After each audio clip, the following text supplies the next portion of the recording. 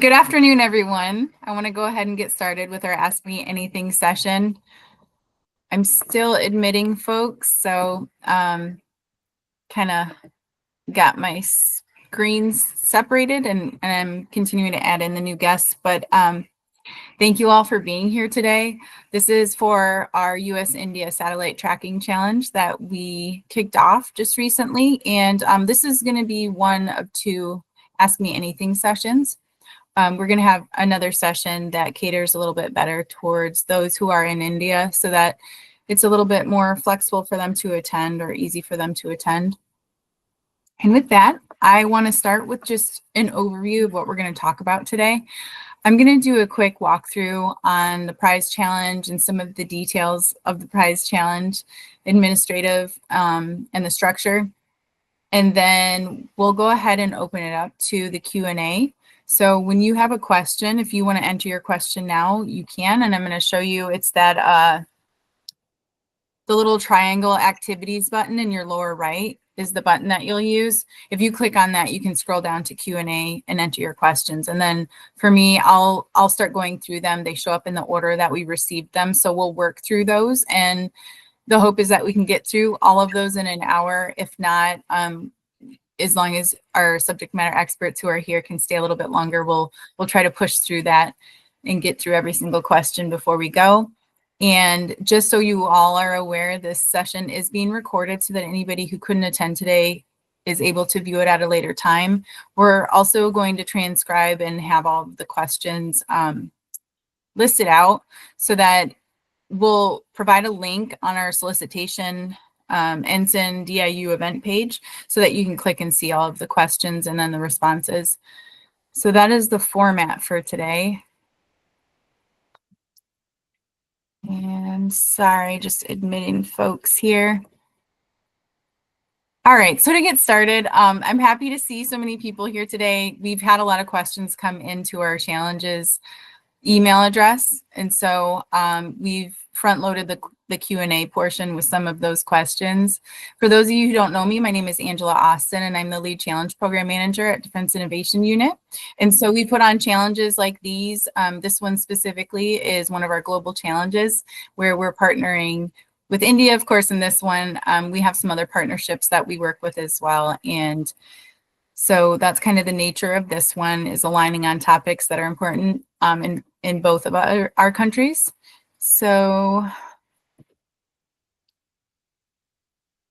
I apologize. I'm admitting the guests who keep joining because I forgot to set up permissions correctly for my team to do it while I'm speaking.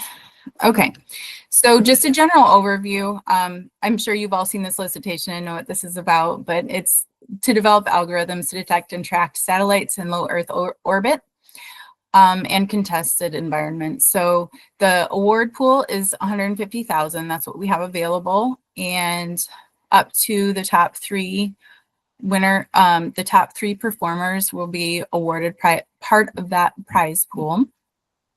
And we, as I mentioned, this is a partnership with India, and then Defense Innovation Unit is the one that is executing and hosting this.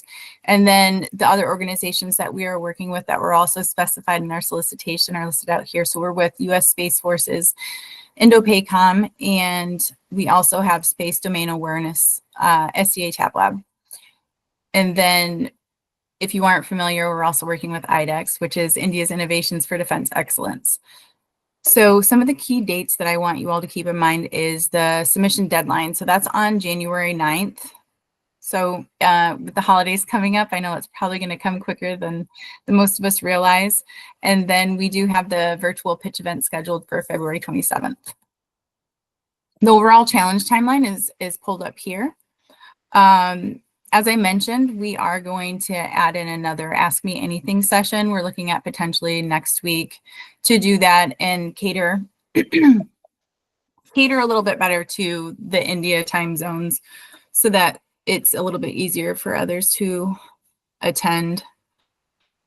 The down select will be concluded by February 6th. So Once everything closes on January 9th, then we'll go through our screening and scoring process to down select. We will announce the finalists on the 6th. And then the week of February 17th, there will be a pre-recording. Once we get a little bit closer, we'll specify that date. And then the following week will be the virtual pitch event. And then, as in all of our other challenges, the week following is when we'll announce those winners. Excuse me. And I wanted to talk briefly about the submission requirements for this challenge. So we have the white paper submission requirement. This is exactly as it's laid out in the solicitation. I just wanted to run through it. It's pretty simple, maximum 4 pages, 1-inch margins, and then the other specifications there. Of course, PDF format. And then we have our pitch deck requirements. It's 10 slides there. PDF again, the regular horizontal 16:9 ratio size, and then that will be submitted alongside your white paper with your initial submission to the challenge. This is the problem statement, and I know you're here today because you're familiar with it, so I'm not going to read through it. I just wanted to put it up there for context in case anybody wanted to look at it or we need to refer back to it at any point during our questions. And then we also have our technical specifications and guidelines that were listed as well. The judging criteria is pretty straightforward. These are the 5 different items they're going to be looking at as far as scoring. And the applications and the pitches will both use this criteria to provide scoring to your solutions that you've submitted.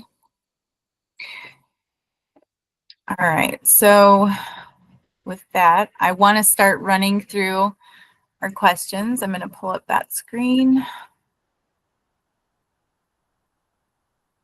Okay, so the first one that we have is, I'm just going to read it off. The solicitation page indicates there is an active API to get additional data for the test validation. And this is probably the most popular question we've been getting. We recently removed that bullet point, and there will not be an API provided. There is, however, the other data that most of you have been able to find, the static data that's provided. And so that will be there. We do not have an API link. And so that was taken down. Just to clarify, you know, there's been a lot of questions around that. I'm probably going to see duplicates in here. Okay, next question. The solicitation indicates there's a $150,000 prize. However, the page also indicates that there's an OTA award associated. So let's see. They're asking if there's additional funding or OTAs to further develop the solution. The prize award does not have any strings attached. That's an award that does not require any work from the awardee.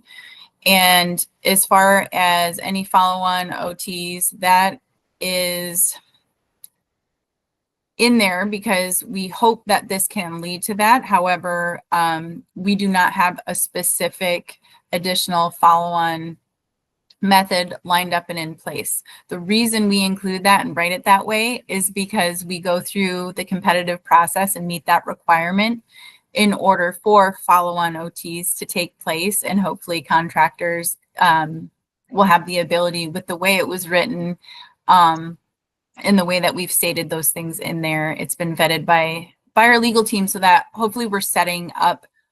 So if the mission partner or another DoD organization chose to work with one of the companies coming out of this, they would have already gone through that competitive process, and then they could work with them on a follow-on OT. But again, that said, we do not have a specific one lined up. We have the prize award of $150,000 without any follow-on work required. Is there subsequent funding under the OTA program? No, I just answered that one. My team was able to download the static dataset folder from the link, zip folder. However, the API link redirects. We do not have an API link. That's taken down. Another question about the API that I'm going to scroll past is same answer. Is collaboration or subcontracting with university partners permitted? Yes, it is. any subcontracting that you do is up to your company and how you want to do that. However, we will award the company that signs up for the challenge, and the company does need to be registered in SAM. And so that piece is still there, but you can make decisions on subcontracting and things like that. It is allowed. Is the challenge limited to using the input sources provided, static and API, for this challenge? Or are other open source input sources permitted? Other open source input sources are permitted, and I want to defer to our technical experts and see if they have anything additional you want to add on here.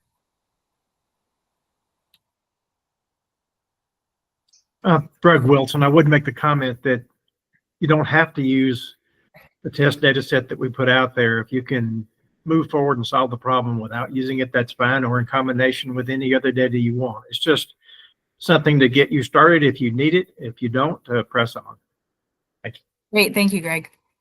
And next question, if additional sources are freely available to use as input, does the government have a listing of approved data sources that participants may interact with? We are not providing a list. However, if this seems to be something that is a common denominator that a lot of people are looking for, we may consider providing examples of places where the publicly available data could be derived from. That's something we'll have to talk about and decide, and then we'll let everyone know. So as I mentioned earlier, these questions will be posted on our page. There will be a link in our solicitation to this AMA that'll have the video and also these questions and then the answers to them. And so for anything that we can't answer today, which this is one of them, we'll follow up and make sure it's posted on there. But at this point, we're not providing additional resources to specifically source that information.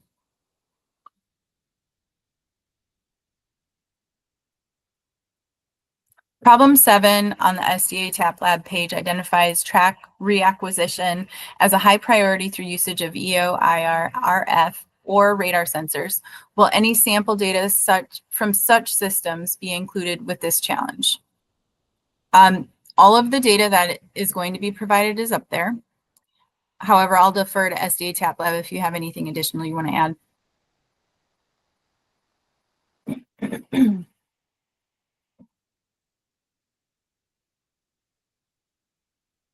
Okay, next question. Problem 10 on the SDA TAP Lab page provides a classification of maneuvers for which the government is interested. Does the government have desired metrics associated with each of these maneuvers, such as probability of detection, false alarm rate, track coverage, or other relevant TPMs as it relates to this challenge? I will turn that over to the SDA TAP Lab. Can you please answer that question for me?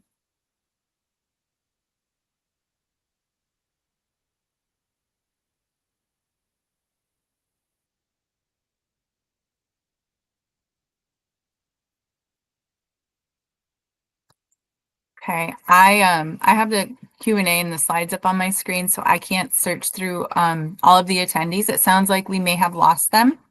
So this is one of the questions we're going to have to follow up with as well. When will the near real-time API be provided, and can sample usage be included when available? We are not providing an API.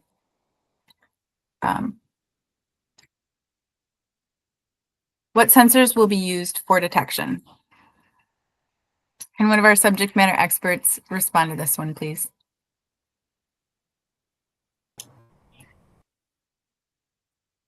Are they asking what sensors is the data itself based on? Is that what they're asking? They didn't specify. It was Bronto K begins. If you're on here at this moment, can you please elaborate on your question?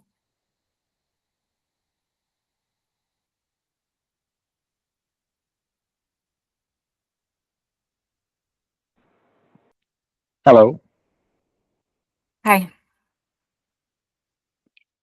Yeah, so I want to know like what sensors will be used to detect the satellite signatures. So the sensors basically are like radars radar, or it will be like on the ground, or will be there some other satellite which the sensors will be mounted on? So what sort of deployment is foreseen here? This is Greg Wilson. I don't think there's an intention here to deal with the specifics of how the satellites are identified or tracked. The issue is if you have a TLE or some other type of orbital specification of anything that passes in low Earth orbit over the Pacific Ocean, would you be able to take that kind of information and provide for the challenge recommendations for accomplishing what we need to accomplish there? Over. Thank you, Greg. Does that answer your question?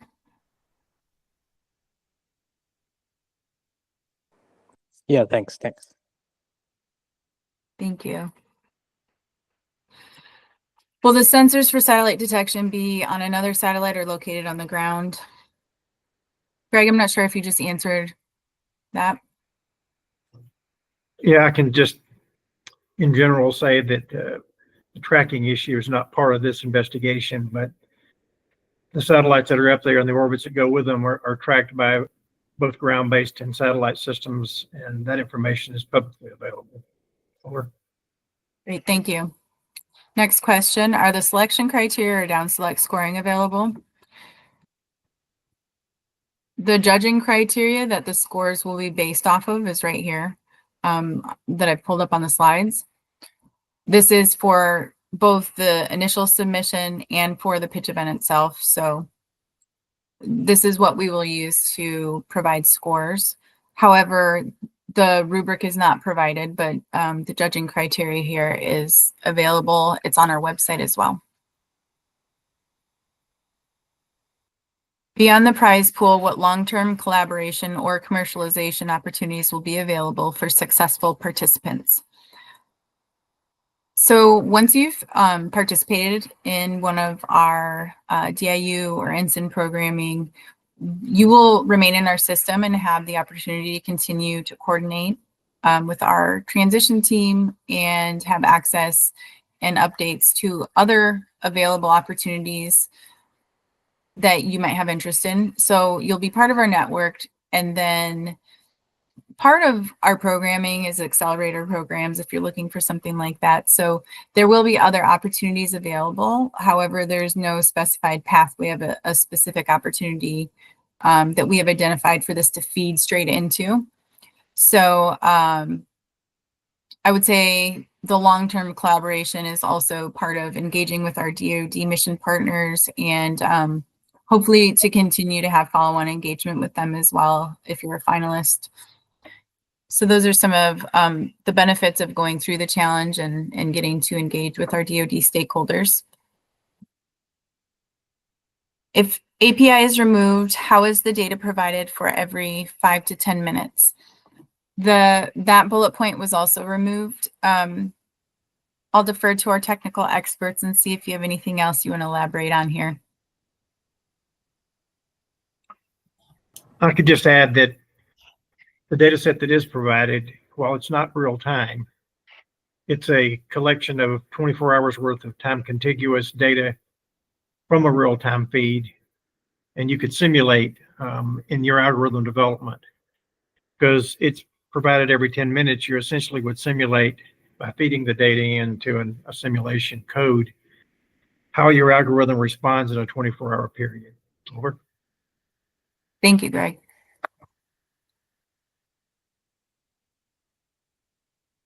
How will DIU and IDEX support participants in assessing necessary tools and data for real-time tracking innovation? Can you share a resources link? Support participants in assessing necessary tools and data for real-time tracking innovation. I'm not sure if you're referring to assessing your solutions, like how are they checking them? The two deliverables required are the white paper and then your pitch deck that I covered previously. Let's see, who is this from? Mr. Chahan, Did you want to elaborate on this if I didn't answer your question correctly? Yeah, hi. So I just wanted to know,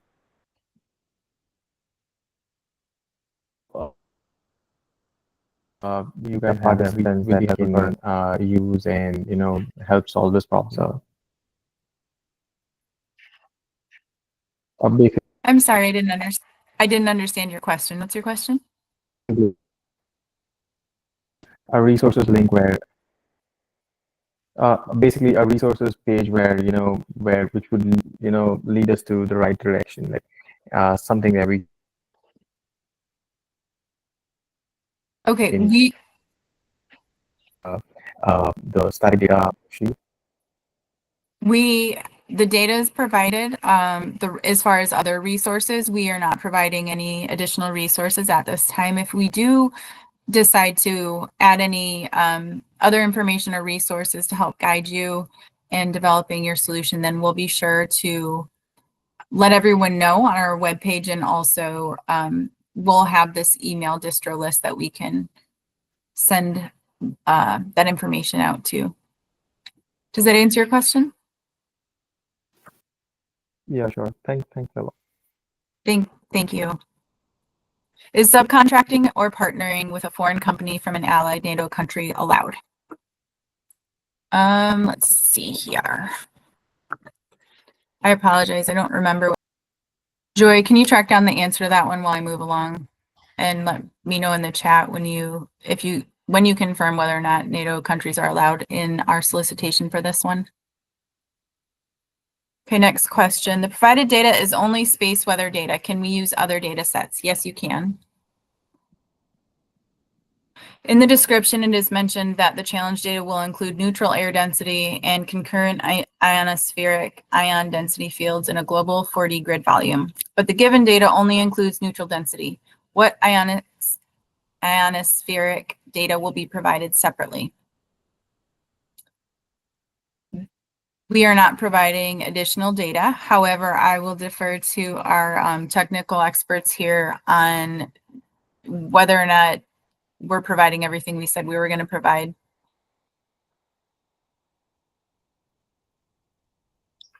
Dr. Mello, can you refresh our memory on what the README file specifies as being provided? So the let me look that up again. Give me a sec.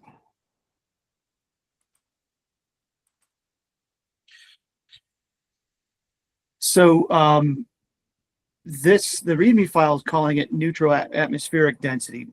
Is that correct? It is. As far as I know, that's the only variable that's in that file, and was the only one that we intended to bring to the table to start people's thought process. Let me do a quick. Let me see if there's anything else in there.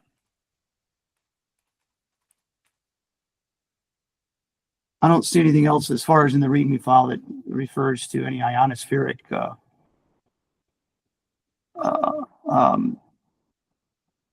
data that's provided with it. Where was that information gotten from originally? That From the was an anonymous question. If you wouldn't mind letting us know where you saw that, so we can. See, this says neutral air density.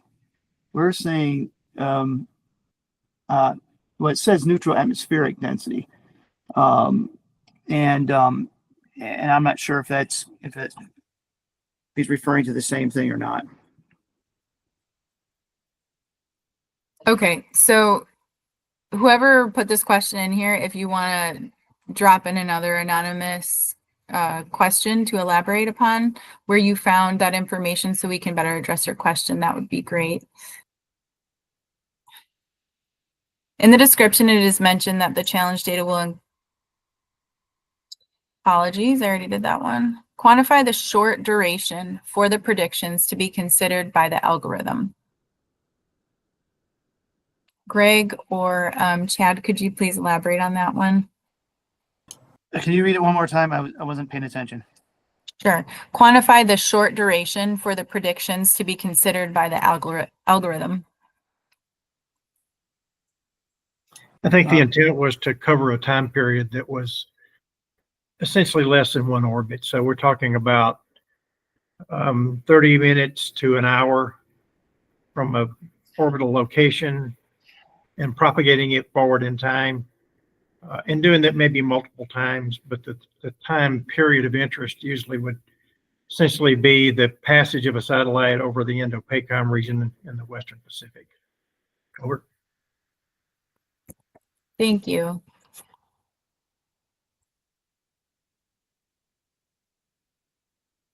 Okay, next question. The press release notes winners will be awarded part of the 150,000 prize pool. Can you share how many awards are anticipated? We did not specify how many awards are anticipated. We intentionally left it that way because sometimes we have one solution that soars higher than the rest, and the team decides they deserve a little bit higher or the entirety of the prize pool. And so it is written that way intentionally. Let's see. I just want to check one other thing to see if I can add on to that. Okay, yeah, we didn't even specify here that it would be the top any certain number. We just said the top performing company or companies, so it was left ambiguous intentionally. The data set that has been provided seems to only contain atmospheric density data from the WAM model. But the context says the challenge is to rapidly reacquire maneuvering satellites that may be attempting to evade detection within contested space environment. What is the ephemeris data source?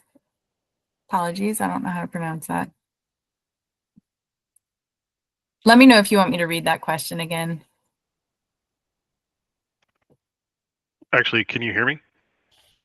Yes. I can. So let me see if I can clarify this a little bit.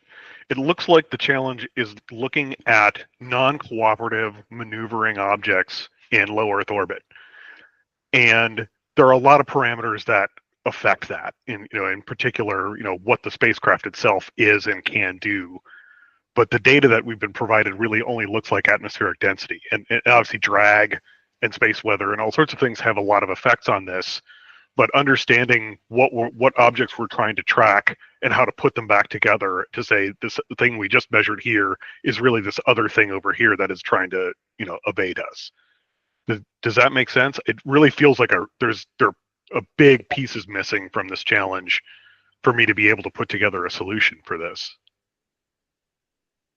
I think it was. Go ahead. Yeah, we're not trying to provide a solution to the problem. We're trying to provide what we think is one of the major impacts on variation in what we consider TLE orbits that are defined up there. And so we're expecting experts in the area to acquire whatever information they need to improve our ability to look at orbital variations that might be nefarious. Thank you, Greg. Does that answer your question? Yeah, it's still just the way this is structured. It seems very difficult for me to figure out what I'm being tested against, right? I could imagine that you would give me, a set of data tracks of satellite, measurements from, as people were asking, what are the sensors, optical, radar, passive RF, and say you've got these detections, but you haven't put them together to say that this object here is really the same thing that's maneuvered. If you have TLEs, you've already correlated that object together, and it's not something that you've lost. It's sort of you already know what that is. If it's in the public catalog, we know what it is, or at least it's been tied together. So it would be more that if there are a population of objects that you wanted to tie together, or see if you can tie them together to say, oh, hey, this is something that we lost because it maneuvered. That would sort of make more sense with what the challenge description isn't matching the data set that I've been provided, or at least it's so open-ended that I'm not quite sure how to address it.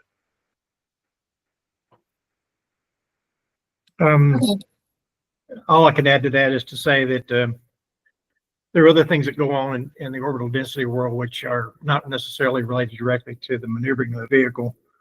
And we're looking for people who are interested in what might be a maneuver that's a command and control activity as opposed to one that might be caused by natural variations in the density in the atmosphere. Over. Okay, Thank you, that Greg. actually helps a little bit. Okay. The next question sounds kind of on the same lines. It seems this is open-ended, no specific problem or data specified beyond the general tracking problem. Is it up to us to pick a problem and recommend a solution for it in the pitch? Or do we have to prototype the solution and show real results? If the latter, where do we get the data for the problem? I'll defer to the technical experts on that one. You might want to read that again, Angela. Sure. Sorry. No, it's okay. I wish I could share the Q&A. Sorry, I'm just trying to scroll down so I can see the whole question. It seems this is open-ended, no specific problem or data specified beyond the general tracking problem. Is it up to us to pick a problem and recommend a solution for it in the pitch? Or do we have to prototype the solution and show real results? If the latter, where do we get the data for the problem? I think the intent was really to specify what the problem that we're facing and not dictate an approach to the solution of that problem. If you can provide a solution without using the data set or with any other data that you may have access to, then that's what we're looking for and trying to look at a range of possibilities to solve this problem. Thank you, Greg. Could you run back to the slide that specifies the requirements for the white paper?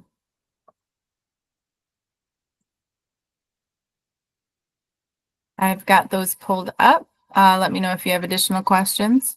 Who are the other partners aside from DIU? I'm actually going to change my slide again. So the partners are listed here. As I mentioned, this whole problem and alignment on this problem began with IDEX, with our IDEX partners in India. And then from there, we also partnered with our mission partners, and that's the U.S. Space Force and then the SDA CHAP Lab. We also have some of the representatives on the line.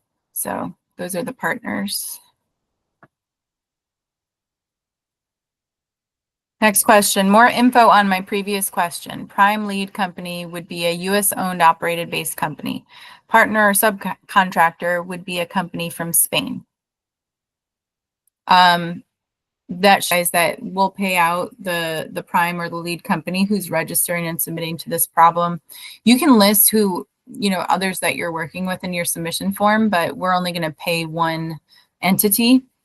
So it would be up to your team on the dispersing of those funds within.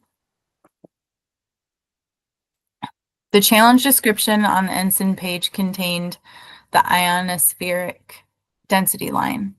Okay, so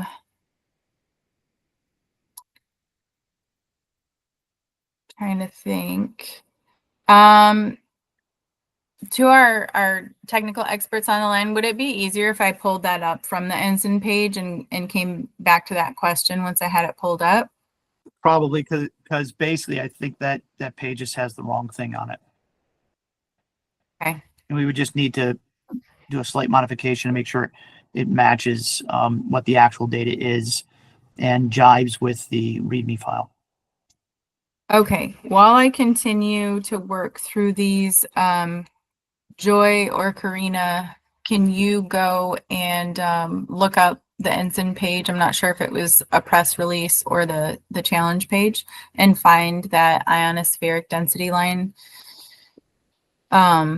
language and pull it up for us. That would be great, please. I'm going to move along to the next questions and then come back on that one. You will be making 3 awards, correct? Just confirming what I heard, I think. I did initially say we usually state up to the top 3 performers. In this case, the solicitation gives all of those specifications, and the solicitation just says we will award the top performing company or companies. So it was intentionally written that way so that there's we'll have the ability to award just one if that makes the most sense as compared to, you know, all of the solutions. And maybe there's one that's just far above the rest as far as performance. Or there have been occasions where we've awarded 5 companies. So it's not specified, and it will depend on the solutions and the scoring. Is the white paper and pitch deck supposed to be a proposed solution or a solution that we're supposed to implement and show results from between now and those dates? I'll defer to our technical experts. Let me know if you want me to read through that one again.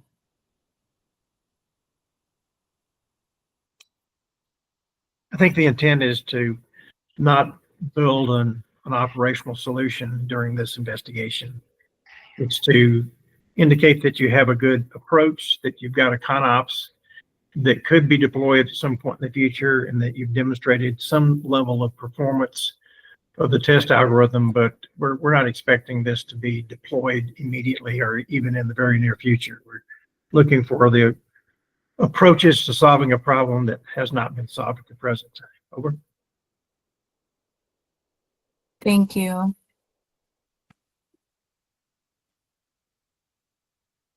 Okay, I have the language here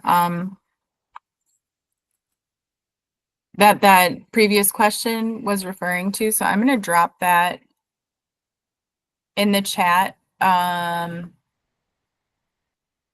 you guys should be able to see it. I know we have a couple dialed in here, but I think if I put it in the chat, can you take a look? And once you've digested what's in there and have a response, just let me know. All right, switching back to the Q&A. Sorry, just 1 second. I have to scroll back down to the question we were on.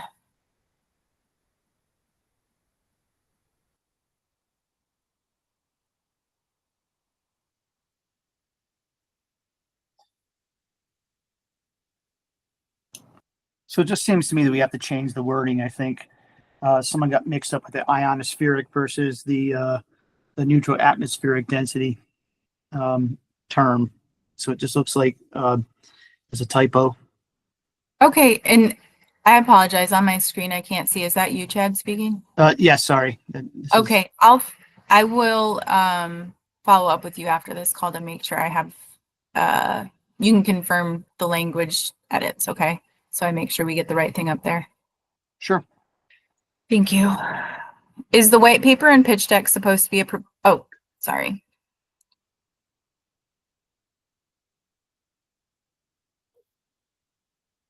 Get to the next question here. I understand that the prize pool was left ambiguous intentionally, but should teams provide solutions in the 10,000 range or the 100,000 range? This seems to be an important metric to understand for any proposing team. Can this please be clarified for us proposers? Technical experts, could you clarify whether you're looking for solutions that are in what range? I don't think I can add much to that other than to say that there'll be several chosen at some point, and that the best ones will probably be rated such that the amount of funds is spread across the best proposals that we receive. And I don't think we can make any contribution to the cost of it at this point.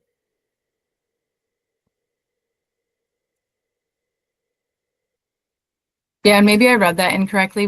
We of course can't stipulate how much we're going to pay out at this point, but I guess I thought it meant like how should their solutions fall within, how much time should they put into developing them?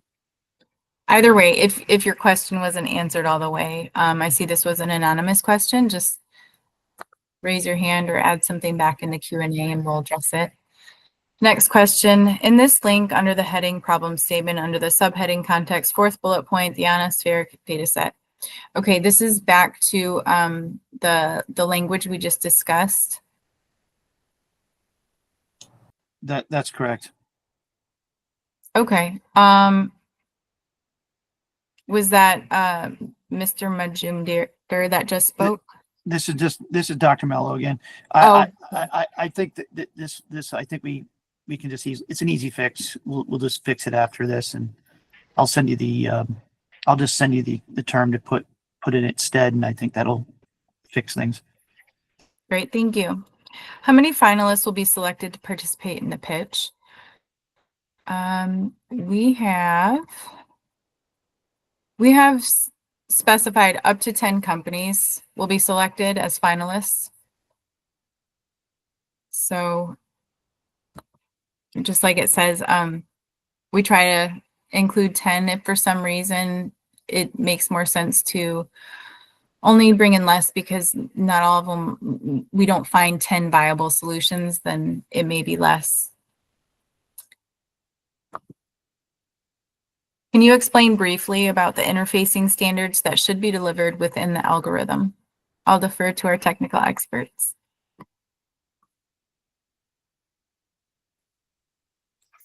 We have not specified detailed interface requirements other than to say that variations in the orbits that might be the results of your algorithm could be provided in such a way that they were compatible with the existing formats for orbital information that's publicly available. Over. Yeah, Thank you. just to add to that, I mean, this can be kind of an open thing. I mean, ultimately, if you're selected and your solution looks good and it seems practical, it would have to be refined. We're not expecting readily usable interfacing per se. So just I would keep it as simple as possible and try to keep that as neutral as possible, at least initially. Thank you. This is Space Force Indo-Pac. We had some thoughts on this subject. Hey, good morning. This is Major Smith. Based on the questions that are being asked, I think I'm going to attempt to reframe the problem a little differently, and some of the technical experts can correct me if I'm wrong here. But our understanding of current orbit propagation models take into account environmental conditions only. They do not take into account the capability of a spacecraft that's highly maneuverable or capable of RPOs, or even purposeful actions to evade detection. So what we're looking for is an algorithm that generates an orbit state that can be used to reacquire that object after maneuver or purposeful evasion. Over. Thank you. Did anyone else want to add anything to that?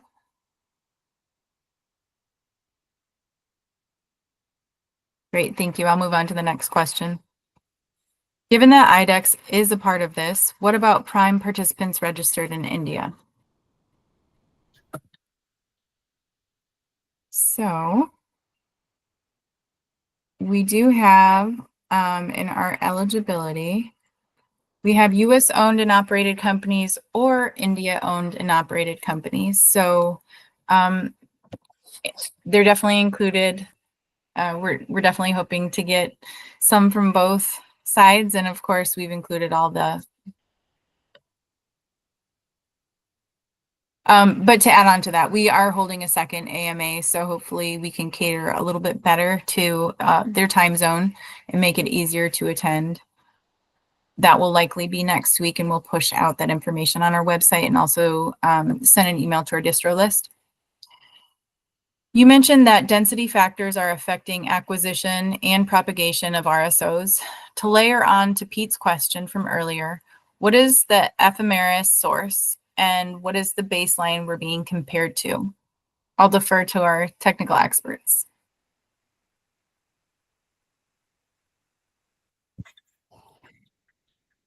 Perhaps the Indo-PACOM people could weigh in on this. The only contribution I can make to that is that we just consider orbital density to be one of the many variations of things that could affect the orbit, and only intended to provide that as one of the potential parts of an investigation. Over. Thanks, Greg. Anything you all wanted to add? Hey, good morning. It's Major Smith again. Just to add to that, so there's different orbit propagation models that are publicly available that take into account a number of factors, some of those being more accurate than others. I think it's up to the participants to determine where their starting point is as far as the outside factors that they want to take into account for the propagation. ultimately we're looking for a model that can take into account maneuvers and purposeful evasion actions. Great, thank you. Are you interested in a standalone application or a microservice, or is that up to our discretion? That seems like it would be up to the discretion of the proposers. Can developing HW solutions, for example, sensors, be part of the pitch, or does it have to be SW algorithms?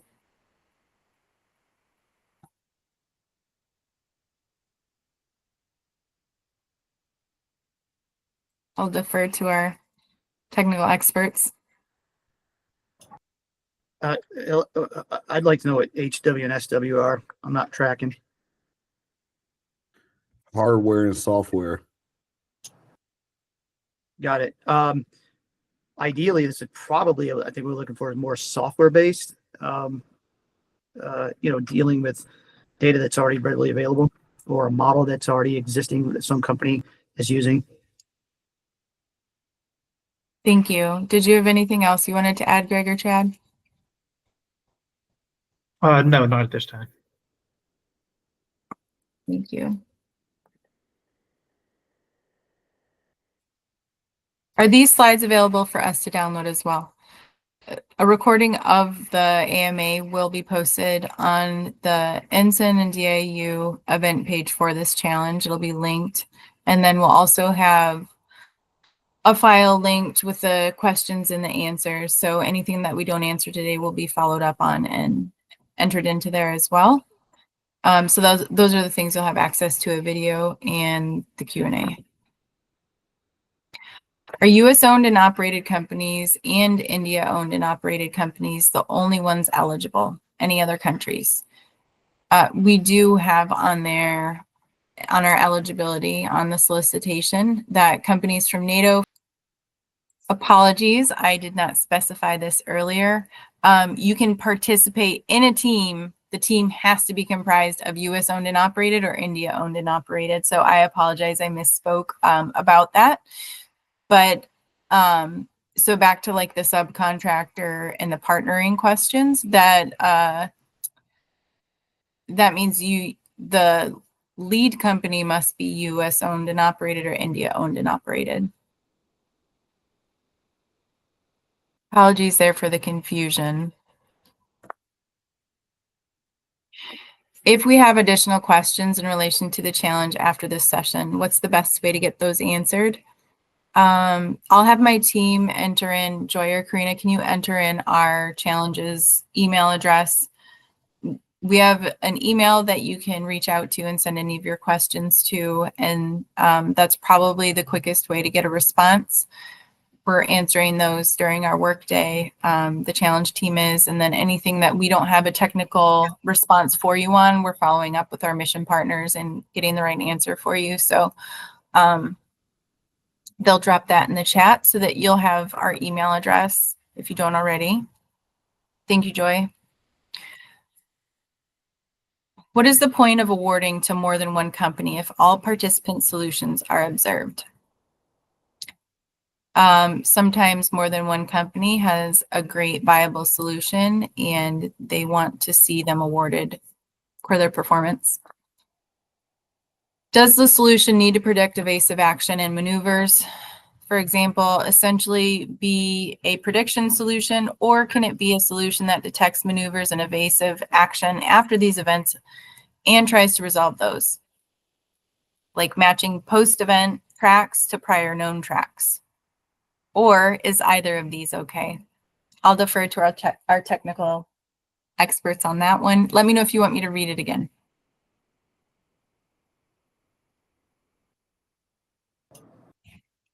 It would seem to me that either of those would be a good proposal. Okay, thank you. The technical specifications, as stated in the website, mentions an algorithm that can produce high-quality state vectors, or TLEs, propagated for a short duration into the future. What is the expected forecast window for the target object state vectors? Over to our technical experts on that one. I think Dr. Wilson addressed this earlier with a similar question. Do you remember what that was? I do, and maybe, PACOM guys can weigh in on the details of that from their use case perspective. Over. Major Smith again. So I believe what was stated earlier was one revolution or one pass around the Earth, depending on time based on the altitude of the object. What we're looking at as the more time that passed before we can reacquire the object, the less likely it is for us to reacquire it. So that being said, we look for a solution that's able to reacquire or direct a search on the following revolution. Great, thank you.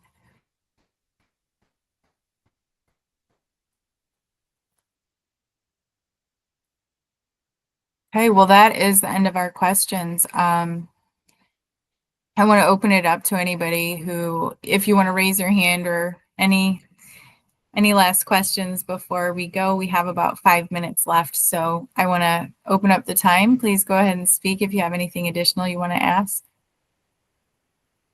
Same to you for our mission partners and technical experts on the line. If you have anything you want to elaborate on or clarify as we come to the close of this, please feel free to do so.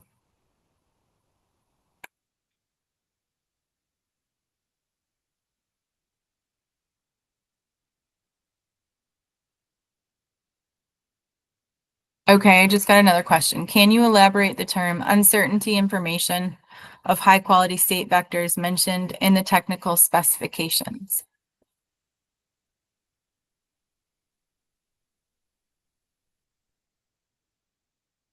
Anything you want to add to that, or can you elaborate? Our technical experts on the line? Nothing here. I think that it probably is stated in general terms to looking for variations in the orbits and the quality of the information that goes along with what's going in, so that in a very short period of time, we've got an ability to understand that the orbit's changing, and we don't know why, but it'll be up to the individual proposers to specify what that means in terms of the precision of that orbit. Over. Thank you, Greg. If we are a US-based company, does a subcontractor from India strengthen our chances?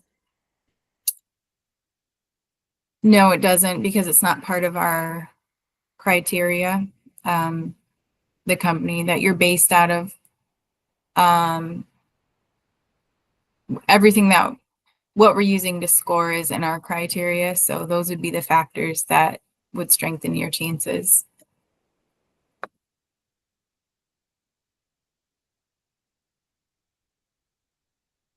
That would be cool though. Obviously that'd be a great success story. It's just not built into our criteria to score higher for somebody who, to give them an advantage if they're from both countries. All right, well, it looks like our questions have come to an end here. We're gonna get this video clipped, cut out the beginning and end and make it look a little nicer, and then put it up on the website. Same with the questions and answers. Sometimes it takes us a few days just to get the rest of the questions that we didn't get answered straightened out and clarified, and then we'll get them all up in there. If you have any other questions in the meantime, email us at challenges@ensign.mil. That's in the chat. And otherwise, please stay tuned to our event page for any updates regarding the second AMA session, which is tentatively, we're aiming for next week to conduct something that will be easier to accommodate for anybody who's in the India time zones. And I just want to say thanks everyone for joining today and for the discussion. I'm glad that we could clarify these things for you. Again, just please reach out if you have any questions, and I'll turn it over real quick to our mission partners to see if there's anything else you want to add before we go. This is Space Force Indo-Pac, Lieutenant Colonel Blackwell. We just appreciate everyone's questions today, and thank you for your time. And we're looking forward to seeing what kind of solutions the industry comes up with. Thank you, sir. All right, everyone. Thanks so much. Enjoy the rest of your day.